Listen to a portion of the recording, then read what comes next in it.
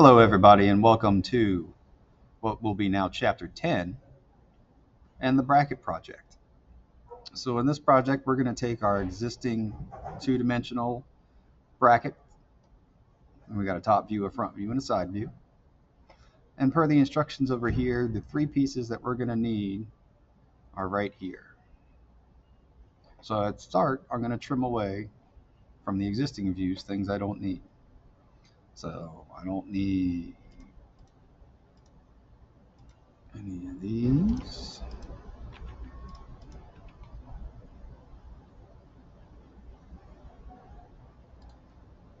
Nor any of these. And that's it for the top view. For the front view, we want to keep this bottom leg, but we want to get rid of these hidden and center lines.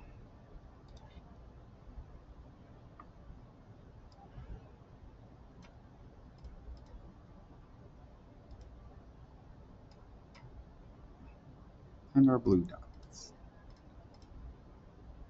Now we have that picture. And for the last one, all we need is this triangle. So I'm going to trim. And now we have our three objects that we're going to work with. Now we want to switch to 3D view. So we're going to switch to an isometric view by clicking in the view cube. But we're also going to switch our workspace to be 3D. Now, there's usually a workspace manager window that we can change. It's not available. So you can use this drop down and choose workspace. You can see now we're in drafting and annotation. Or there's a icon here at the bottom that looks like a gear. You can click on that. But either way, we'll switch to 3D modeling. You can see here we have a lot of commands now, not just move. We have 3D move, and we have rotate, and we have 3D rotate. So we'll be using these. But to start off with, we want to use press pull here, and we're going to create these three shapes. Now this one, here in the drawing, the base is a 0.75. So we're going to press pull, click inside, and choose 0.75. Same thing for here. Come up 0.75.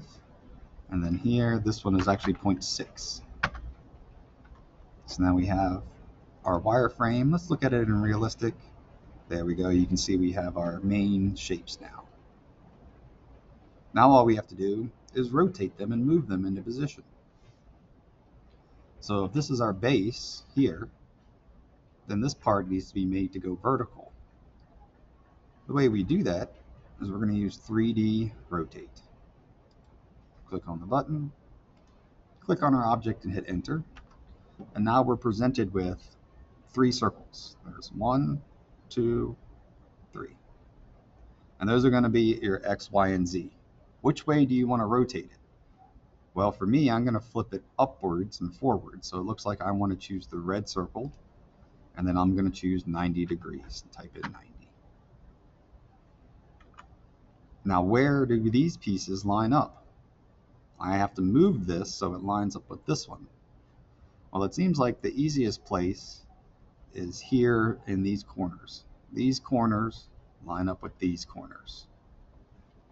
So let's move our object. And for the first point, I'm going to click in the bottom and the matching point back here. And you can see now we have this. All we need is what I call the nose, which needs to be rotated twice. So first we'll 3D rotate it. Let's do red. Let's do 90 degrees. And then we need to spin it again. Let's do blue. And let's do another 90. Here we have it. So when we move it, in this case, what points line up? Well, the middle of the top lines up with the middle of this, and the middle of our front lines up with the middle of this. So either way you want to do it, we just click on move. Now it's not giving me a midpoint. It's only giving me an endpoint. Well, you can check. Looks like midpoint's not selected for me. So that's why. Now we have our midpoint. We could have used the endpoints as well, but in this case, there we have it. So here we have our final 3D object. We've got the back piece, the nose, and the base plate.